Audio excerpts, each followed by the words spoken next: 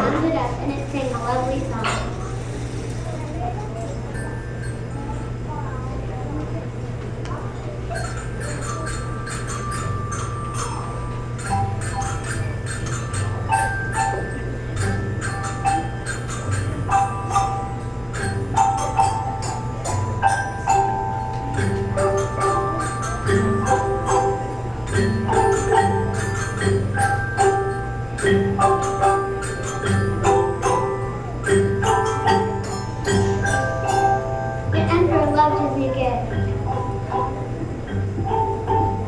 Please, little bird, won't you sing for me?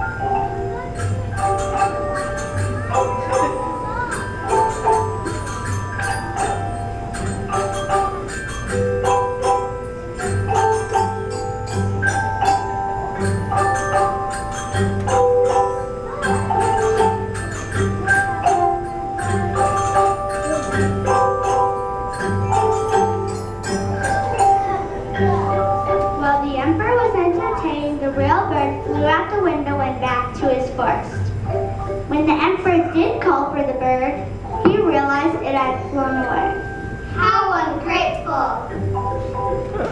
At least we still have to bite off two pods. After all, this one has beautiful jewels on the outside.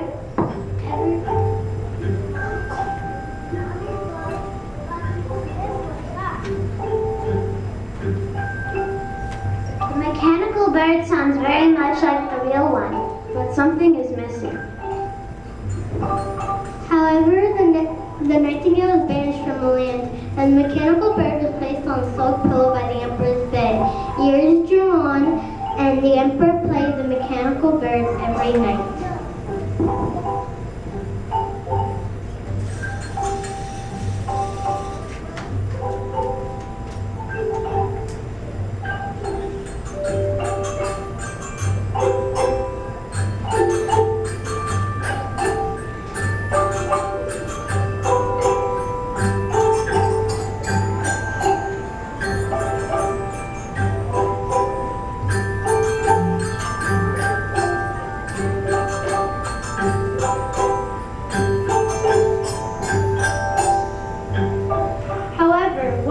Something went wrong.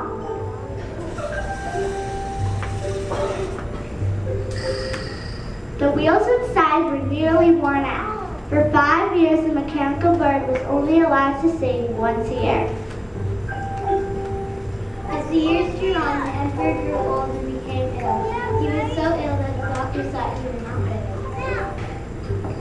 Everyone in the court thought he would not live another day. So they went off to see who the new emperor would be.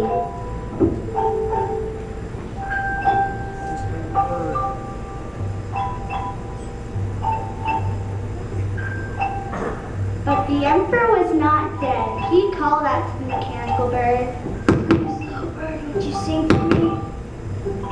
But no one was there to mind it, and it sat silent. Suddenly, a beautiful music flowed in the room. It was the nightingale.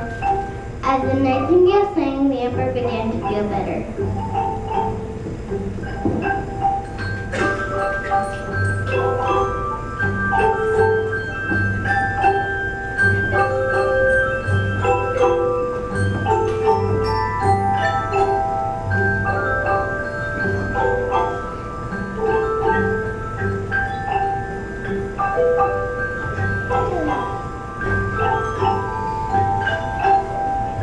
Thank you, little Nightingale. Even though I banished you from my empire, you came when I needed you. How could I repay you?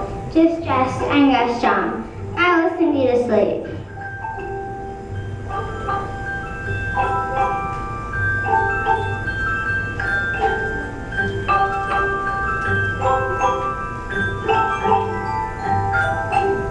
When the emperor awoke, he thanked the bird. Thank you. Please, little bird, won't you sing for me? Please, little bird, won't you stay with me? I, little bird, will always sing for you, but I, as a bird, can never stay for you. I, little bird, must be free, but I, as a bird, will always visit thee.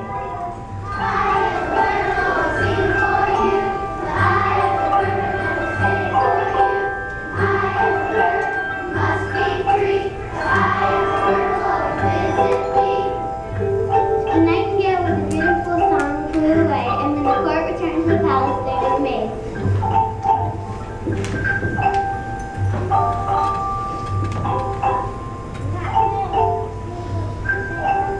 Good morning. And indeed it was a Good morning.